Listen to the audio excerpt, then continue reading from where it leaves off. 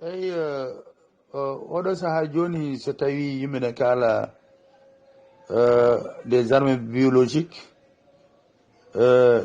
yimɓe ne gandi hande ko wiyete les armes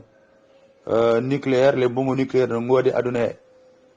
ɗin noon bomboji noon so tawi waɗama utilisé sa rentaki ko heddoro e aduna he koko seeɗa wonata ko Amérique jogui ko Russie jogui ko Israël jogui ko walla ko Ukraine e walla Corée du Nord Chine e Japon goto fof ne jogui so woni guerre mondial to goto fof waɗum utilisé sa rentaki ko heddoro aduna e hewata te tawno ɗin ɗon bomboji jarani ko yimɓe ne pellodira ala so bombo waɗi éclaté tan hende muɗum fofando kala ko poof ɗum tan mayat yimɓe mayata kono buubi ni no buubi baɗaɗe suudu mbaɗa yotox pompa ni no yimɓe ne camirta ni ko noon yimɓe camirta donc noon ɗum waɗi kamɓe goto fof huuli goɗɗo hadde waɗi utilisé ko wiyete des armes nucléaires kono noon les armes biologiques hande no huula guila ɓe mbaɗa ɗum utilisé par ce que ɗum ɗon ɓuri wadde efficace nde tawno sa waɗi ɗum utilisé koye population mo mbaɗa ɗum utilisé ko ɗon heewi hadde surtout nden e leydi wonde e guerre jomumen ñawata ñaw musɗo ñawoye ha waraɓe ha usaɓe ɓe mbawata liggade ɓe mbawata safrade te tawno ko moros keso moɓe cuwa dañande ɗum vaccin sa ƴeewi ko wayno coronavirus woni on yimɓe haalɓe wiɓe ɗum jeeya koye arme biologique nde ɗum are aduna nde ayi leyɗele ɓurɗe famɗude doole ɗe ko kañumen presque ɓuuri hen tampude ene hay so tawino ɓe jiiɗino ko wadde effacé Afrique on wiɓe noon kono heureusement no kewɗe winni neɗɗo e peeje mum Allah e poɗejo muɗum il s'est trouvé que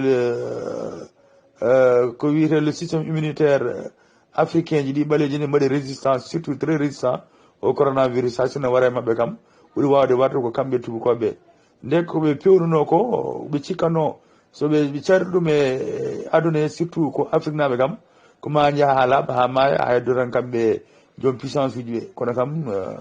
Allah faabima africain ji holliri kam africain ji hande kañum ɓuuri wawde wadde résisté e coronavirus programme uji goɗɗi taw ko pewnoji des armes bactériologiques ene heewi e aduna he surtout noon e temps walla sanga nde mbiten apartheid nde tubakoɓe ngari jaggi leydi Afrique du Sud mbaɗi toon gouvernement mumen ina lefta ɓaleɓe ene mbara e période apartheid on ɗon période ɓe mbaɗino fabriqué des armes biologiques donc ko kaɓirɗe bomoje taw ko microbe aji walla des armes chimiques ɓe mbaɗa ɗum e ɓesguji ɓaleɓe ɗi mbiyete eɓe ñawa ñabbuli ɓe ganduɗa ɓe cellata walla ñabbuli ɓe ganduɗa kewɗi mayi e nder mabɓe e nder sukaɓe mabɓe walla e nder rewɓe mabɓe on ɗon programme wonno ɗum dirigé ko docteur biteɗo Wouter Basson noon ɓe jaadama ɓe mbatta wiidemo docteur de la mort noon ɓe jaara ɓe toñirtamo déjà en 1983 hollirama gouvernement Afrique du Sud mo Pieter Botha wonno dirigé o déjà ɓe keeɓino fewnude posone mo ganduɗa ɗey hankkadi so werlanoma e nder ɓesgu population ɓaleɓe sa rentaki ko heddora maɓe famnat ɓe jihino no haɓe pewni hen ko heewi ko yoni mais nde tawno neɗɗo e peeje mum Allah e poɗoje muɗum hankkadi hawre guerre apartheid o gasi hawre kanko Pieter Botha ummima e laamu Frédéric de Klerk heeɓi pouvoir o hankkadi bonandeji aussi nde tawno ko kanko ɓuuri jogade ko wiyete neɗɗagu walla kadi mbiyete kanko ɓuuri wonde moyen restisi ko Pieter Botha ɗum tagui kanko heɓani wadde utilisé on réserve moftanonoɗo te moftanono tan ko pour baleɓe Afrique du Sud caggal muɗum hawre leydi ndi heeɓi jeeyi hoore muɗum heeɓi indépendance ɗino réserve uji hollirama ni ko les États Unis d'Afrique ko kañumen cotti hen cooti onon poison nawti leydi mumen ko poison mo ganduɗa de onon poison omo wawi hadde rewɓe jibinde donc ça veut dire que so rewɓe jibinani population ustot donc population non koye naywude woodi rewɓe jibinta ha ɓen finalement maaya donc ɗaccude ronoɓe donc ɗum noon wonno e jeeya e yiyande mabɓe donc en paami donc armée biologique ko armée de ɓurɗo bonde ni armée ji ɗi kal ɓe jadadama ni ha ɓe batti wadde posone walla microbe aji e cobci t-shirt jobji sukaɓe ɗi ɓordoto walla zip uji rewɓe ɓordoto entre 1970 et 1990 walla posone ɓe mbaɗata e nder ñamri walla ɓe mbaɗa koye enveloppe ngaji ɓe mbaɗa ɗum e paré je ɓe mbaɗa ɗum e tournevis uji ɓe mbaɗa ɗum e palette uji ɗum ɓe to ɓaleɓe keewi rentude bref donc ɓe cari tan ɗi ñabbuli bonni e nder Afrique du Sud ɗum tagi noon onon saaha no yurmini kamɓe ko épidémie ji oɗo épidémie yaa tan oɗo épidémie ara taw noon onon saaha kamɓe tubakoɓe de aɗa andi ɓe jotodirani e ɓaleɓe ɗum tagno kamɓe ne waɗi des places uji ɗi ganduɗa c'est des places réservées au blanc taw tubakoɓe tan mbawi ɗon joɗade ne waɗi auto ji tubakoɓe tan jolata hen ɓaleɓe jolta hen ne waɗi restaurant ji ko tubakoɓe tan ñamata hen ɓaleɓe ñamata hen ndeka noon ɓe cari on ɗon ñaw ɓe cari ɗiɗo microbe aji ɓesgu ɓaleɓe donc haali tan koye ɓumen wonde tawno ɓaleɓe mbattane mabɓe contact ɗum waɗi ɗon ko maayi hen e ɓaleɓe e ɗiɗo ñabbuli ne woni leydi ɗum noon jeeya koye arme bio ɗum tagi hannde kamɓe ɓe kuuli est ce que guerre so tawi waɗi hannde est ce que wona guerre mbaɗa utilisé ko wiyete des armes biologiques ɗeɗo kamɓirɗe walla ɗeɗo microbe aji boboji yimɓe gaddejo yimɓe ñabbuli ɗum tagi le gouvernement de Poutine de la Russie heɓino ni wiide ne jogui vraiment des preuves ɗe ganduɗa dey les services militaires en Ukraine ne kutoro ɗeɗo kamɓirɗe ko mbiyeteɗe armée biologique eɓe jogui des laboratoire uji to Kiev ɓe ganduɗa de e dow yamirore Amérique ko kañumen mbaɗi toon des laboratoires ne pewna des armées walla des armes biologiques donc noon ɓe takki ɗum wa Ukraine e wondude États-Unis seulement est ce que ɗum ɗon ko no woodi walla est ce que wodani kono ɗum fof e waade noon kamɓe Russie ɓe kaldi ɗum kadi kadi Amérique kadi kañum mi wona e Ukraine fof mi wona gonga en jiiɗi hay Chine naari hen yidde wiide ko Ukraine naɓe ɗen jogui usine aji walla laboratoire uji mbaɗoji recherche d' arme biologique bon no hunde no hawni nanɗon tan enen kam nous sommes des spectateurs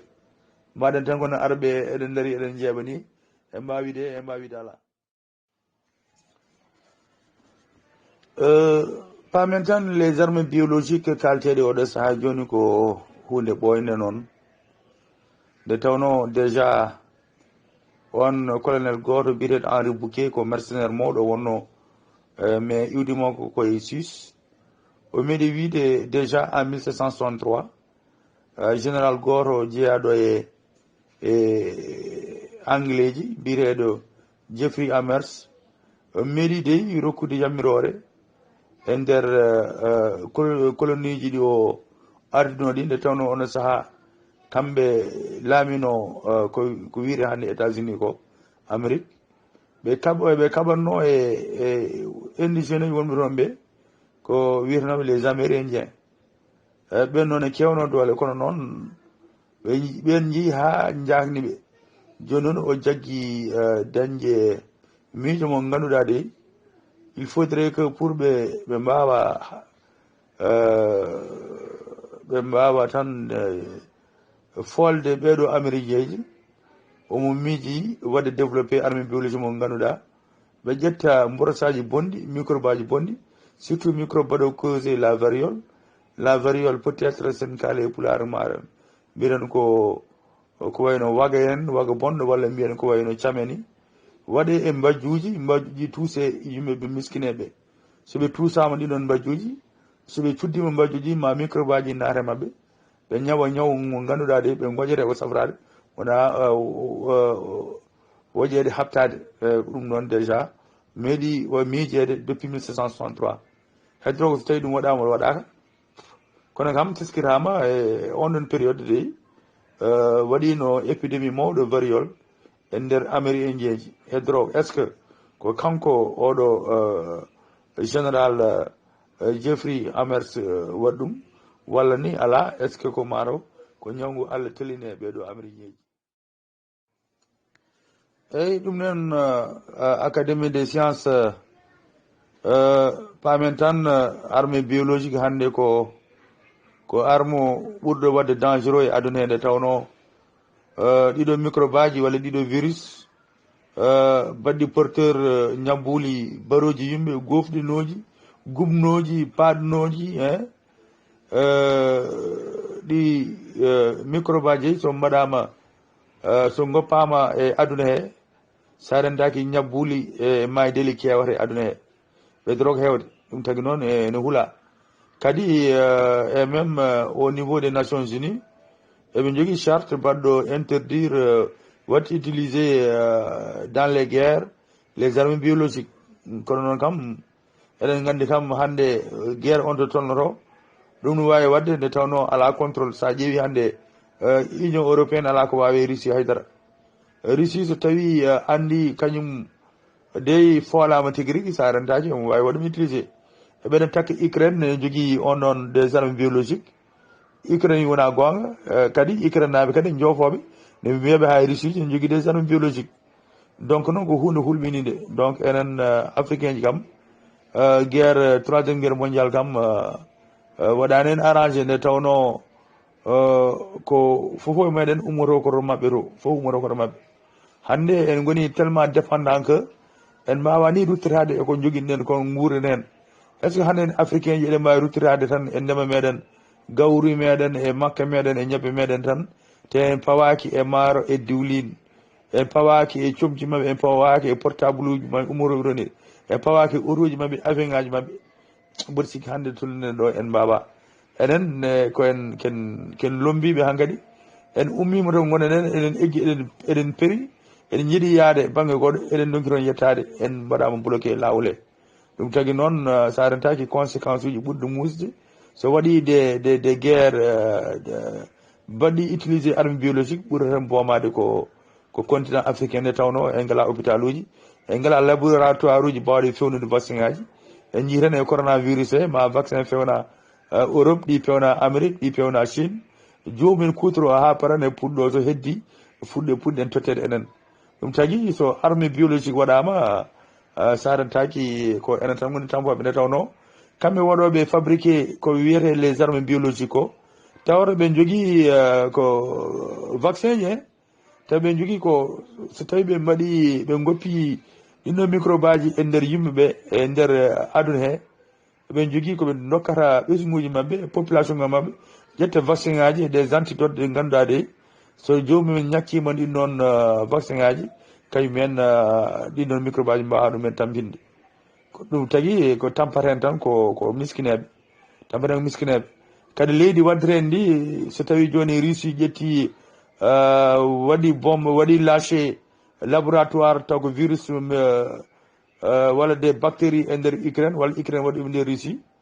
bon ma joni ko mayeten ma heew mais hade ene gasa kam ɓoye juuɗe foof ɓawde kamɓe jogui moyen ngaji ɓe mbaɗa développé des techniques bawoji wadde créer des vaccins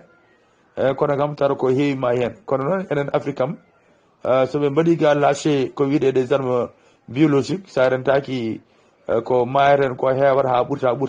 hade yumen hade men nattude mayde tara ko en mbaɗi développé ko wiyete immunité collective ko ɗum noon yawata il faudrait 2 ans 3 ans e nder 2 ans 3 ans microbe aji baroji ñalawma hakke disons plus de 100 000 personnes sa rentaki so woppama e nder leydi wande Sénégal e nder duuɓi ɗiɗi leydi ndi ko heddoren e yawata eyyi mbiyen tan arme biologique jeeya koye armuji e kutorteɗe aduna he enen kam kewne nande ko arme blanche walla arme à feu. Arme blanche ko wayno paaka en jaasi en ni jambe en taw yimɓe neɗɗo wawi ɗum hutorade haɓare ɗum ɗon habtoro walla arme uji taw ko kaɓirɗe kuɓɓoje ko wayno fetel en ni ko wayno bomboje ni ko wayno grenade uji en walla minuji ɗum min mbiyano des armes à feu. Kono hande l'arme goɗɗo ɓurɗo mettude ɓurɗo hulɓinade hande leyɗele mbaɗe développé ne mbaɗum utilisé ko ɓe ɗum l'arme biologique. Arme biologique noon hutorto ko gueɗe guurɗe ko wayno microbe aji virus aji mboros aji bonɗi taw ko gaddoji ñabbuli mawɗi e nder adunaji ɓe mbaɗum utilisé pour wadde affaiblir wona armée ji ɗiɓe keɓata walla armée ji anɓe maɓɓe ɓe walla ɓe mbaɗa e ɓiɓɓe leydi ndeɓe keɓata ndi ɓe ulla e mumen ɗiɗo microbe uji deyi nanna e maɓɓe ñabbuli ɗi ganduɗa ko ñabbuli baroji walla ko barbinoji walla ko ñabbuli ɗi ganduɗa ɗi so ari joomum hankkadi on kata wawde waɗe dara ɗum tagui bonande ɗiɗo arme uji ɓe mbiyata arme biologique waɗa classé ko koɓe mbiyata des armes de destruction massive.